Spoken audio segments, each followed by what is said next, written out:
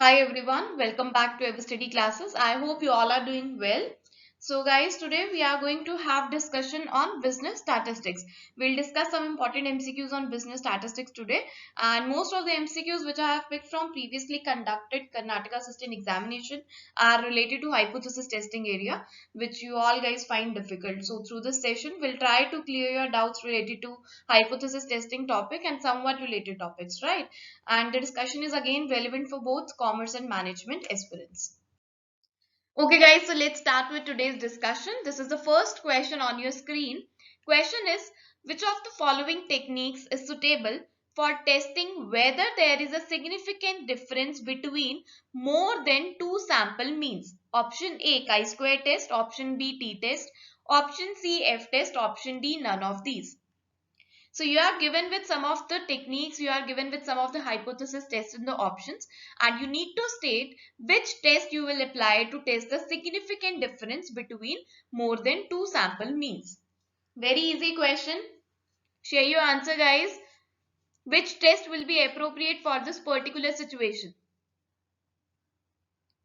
Between more than two sample means, if you need to test the significant difference, then which test you will apply? Which test will be appropriate for this particular situation? Is it chi-square test? Is it t-test? Is it f-test? Or none of these? Yes, guys. So correct answer here is option D. That is none of these.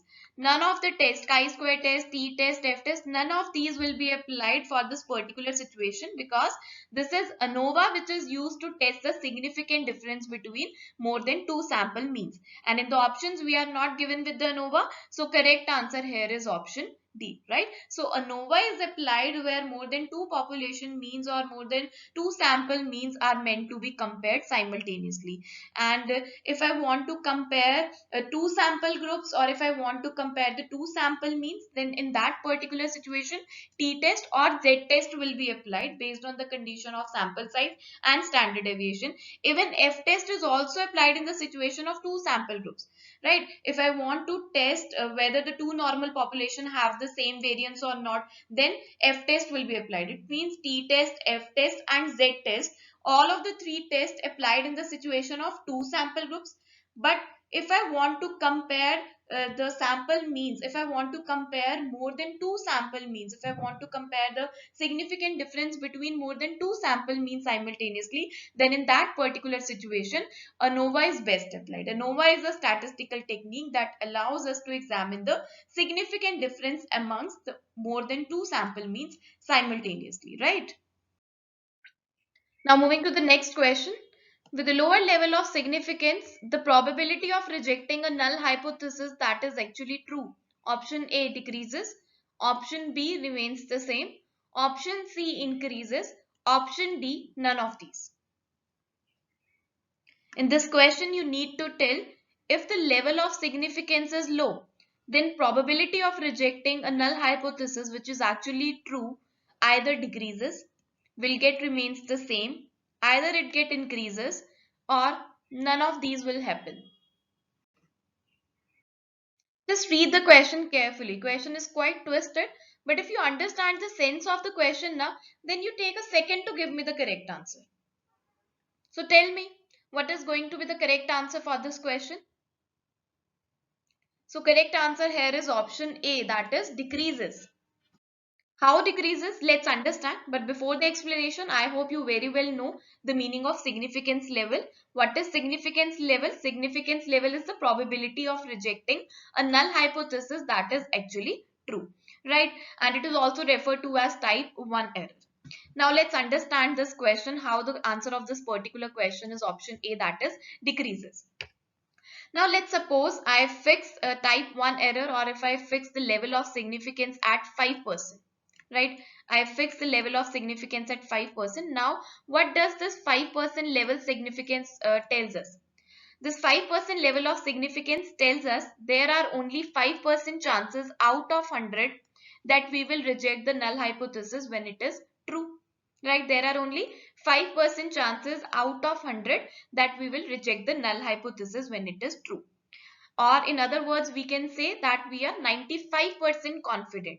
We are 95% confident to make a correct decision. This is the acceptance region.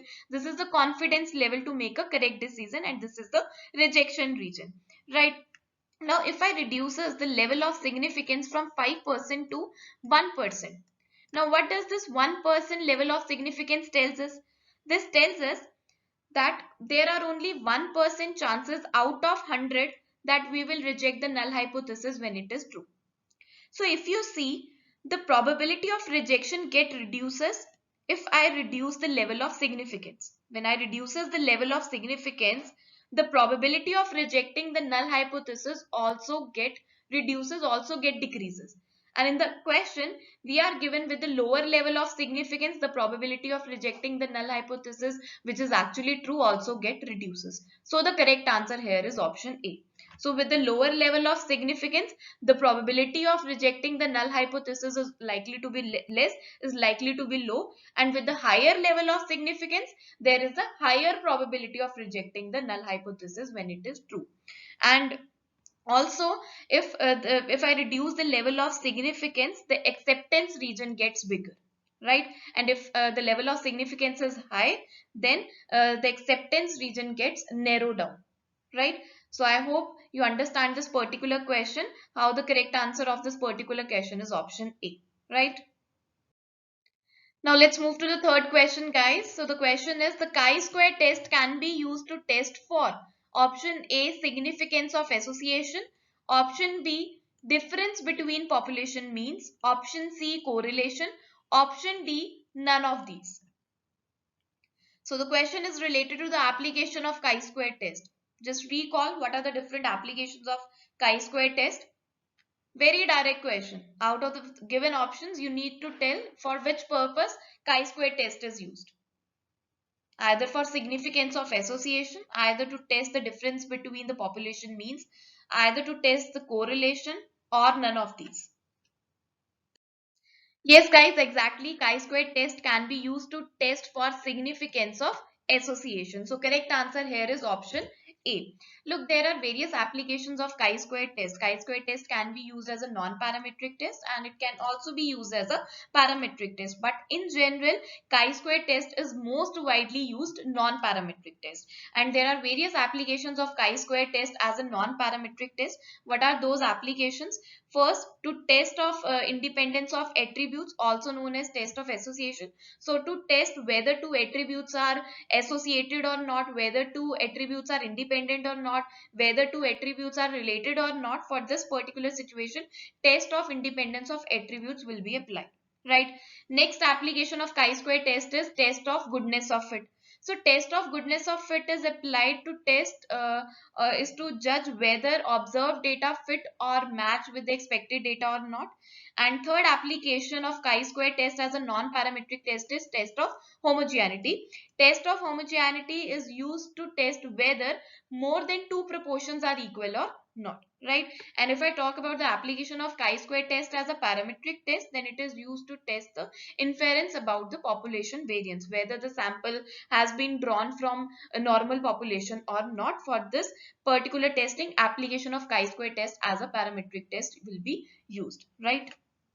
So I hope with this explanation you get a clear understanding about this question and even about the application of chi-square test.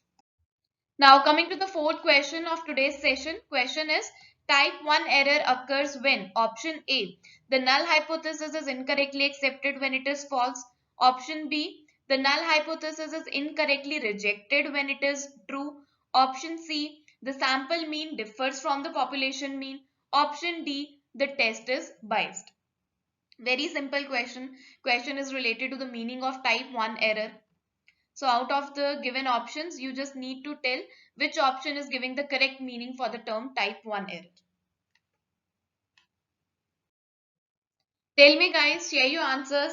What is going to be the correct answer? क्या होता है type 1 error? इनमें से कौन सा option type 1 error का सही meaning बता रहा है? Yes, correct answer is option B. Guys, you should have clear understanding for both the terms type 1 error and type 2 error. What is type 1 error? Type 1 error refers to the situation when we reject the null hypothesis when it is actually true. When null hypothesis is actually true and we reject the null hypothesis being it is true, this referred to as type 1 error. Right? Null hypothesis when gets wrongly rejected, null hypothesis when gets incorrectly rejected beside it is true, this referred to as type 1 error. And what is type 2 error? Type 2 error refers to the situation when we accept the null hypothesis when it is false. Right? So null hypothesis being a false and we accept the null hypothesis, this referred to as type 2 error.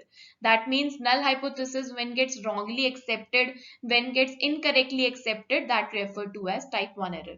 So option A giving us the meaning of type 2 error and option B is giving the correct meaning for type 1 error. So correct answer here is option B. Now coming to the fifth question, you are given with one practical illustration, you are given with some notations and you need to tell which test is appropriate here. You don't need to solve it, you just need to tell if you are given with these notations, then which test you will apply here. So you are given with the population mean that is 130. You are given with the sample mean that is 150. You are given with the population standard deviation. This notation is used for population standard deviation. If you are given with the small s, then that will be used to express the sample standard deviation. But here it is, we are given with the population standard deviation that is 125. And also we are given with the sample size that is 4 which is less than 30. Right? So you need to tell which test statistic is appropriate here. Option A, t-test. Option B, chi-square test. Option C, z-test. And option D, f-test. So the test here which is going to be applied is z-test. Why z-test? Why not t-test? Let me explain you what are the situations where we can apply the z-test and what are the situations where we can apply the t-test. So z-test can be used when sample size is large and population standard deviation is known. And also z-test can be used when sample size is large and population standard deviation is not known.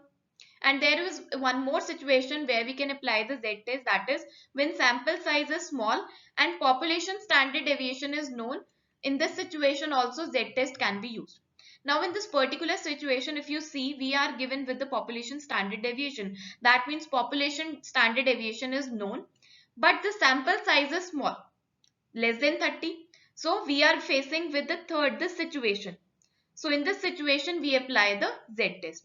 Where we can apply the t-test? T-test can be applied when both the situation are absent. That means sample size is small, less than 30 and population standard deviation is not known. So when population standard deviation is not known, population standard deviation unknown and also the sample size is small, in that particular situation we apply the t-test. But if the population standard deviation is known and the sample size is small, likewise in this particular situation we apply the z-test. So correct answer here is option C. Now moving to the next question. So the question is, the following are the percentage of fat found in 5 samples of each of the 2 brands of baby food. So here we are given with the 2 brands. These 2 brands refer to as 2 independent groups, or you can say that 2 independent sample groups, and each sample consists of 5 number of observations, and you need to tell which test is appropriate to test the hypothesis of equal average fat content in the 2 types of foods. Option A, pair t-test with degree of with 5 degree of freedom. Option B, pair t-test with 10 degree of freedom. Option C, 2 sample t-test with 8 degree of freedom. Option D, sample t-test with 8 degree of freedom. So question is related to the types of t-test. T-test has various applications and you need to tell, if you are given with 2 independent sample groups, then which test is appropriate. And also at the same time you have a knowledge to calculate the degree of freedom, because in the options you are given with the degree of freedom. So you also need to calculate the degree of freedom to answer this particular question. So before going to the answer, let me explain you the different types of t-test. First is one sample t-test, second is independent sample t-test, which is also known as unpaired sample t-test, and third is dependent sample t-test, which is also known as paired sample t-test. So one sample t-test is used to test when we are given with the single group. Right, if you are given with a single group and for that group you want to compare the sample mean with that of the population mean against the population mean, then for that we use one sample t-test, and this is a particular formula, and this is the formula to calculate the degree of freedom, that is n minus 1.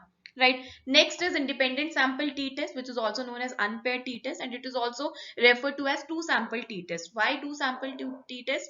If you want to compare the two unrelated groups, if you want to compare the groups come from the two different population, two different species, two different brands, or you can say two different cities, then we perform the two sample t-test, right? And this is the formula to calculate the two sample t-test, and this is the formula to calculate the degree of freedom to perform the two sample t-test, that is n1 plus n2 minus 2. And third is dependent sample t-test. So if the group is coming from the same population, if there are two groups and the two groups are coming from the same population, that is pre-test or post-test we want to perform, so for this we'll use dependent sample t-test, which is also known as the paired sample t-test, right? So if the groups come from a single population measuring before and after an experimental treatment, then we perform paired sample t-test, and this is a particular formula to perform the paired sample t-test, and degree of freedom here is n minus 1. So now coming to this question, if I talk about this question, we are given with two brands. These two brands refer to as two unrelated groups or two independent groups. So with the explanation, we are clear that if we are given with two unrelated groups or two independent groups, then we perform two sample t-test, or you can say independent sample t-test. And we have just learned about the degree of freedom. What is the formula of degree of freedom in case of two sample t-test? This is n1 plus n2 minus 2. So n1 is equal to 5 and n2 is equal to 5. In both the groups we are given with the 5 samples, right? So 5 plus 5 is equal to 10 minus 2 is equal to 8. So 8 will be the degree of freedom, and two sample t-test will be used for this particular situation. So correct answer here is option C. Now question number 7. Which one of the following is a non-probability sampling method? Option A, proportionate stratified random sampling. Option B, lottery method. Option C, quota sampling. Option D, sequential list method. Very simple question, very direct question. You just need to identify which of the following is a non-probability sampling method. Yes, guys, correct answer here is option C, that is quota sampling. Quota sampling is a non-probability sampling method, but proportionate stratified random sampling, lottery method, and sequential list method, these all are the types of probability sampling methods. But quota sampling is a non-probability sampling. So correct answer here is option C. Next question, question number 8 on your screen. Statistical test used to determine whether correlation coefficient is statistically significant. Option A, one-way analysis of variance. Option B, t-test for independent samples. Option C, chi-square test for contingency tables. Option D, t-test for correlation coefficient. You need to identify which statistical test is used to determine whether correlation coefficient is statistically significant or not. Option A, one-way analysis, that is ANOVA. Option B, t-test for independent samples. Option C, chi-square test for contingency tables. Option D, t-test for correlation coefficient.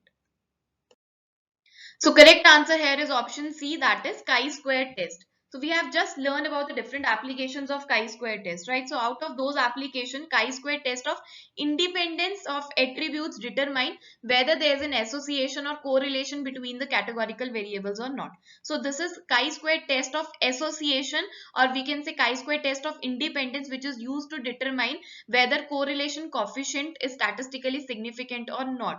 And for this test, we utilize a contingency table of observed data values to analyze the data. So correct answer is going to be option C, that is chi-square test for contingency tables. Contingency tables are used in chi-square test of independence of attributes, and it is also used to test of homogeneity, right?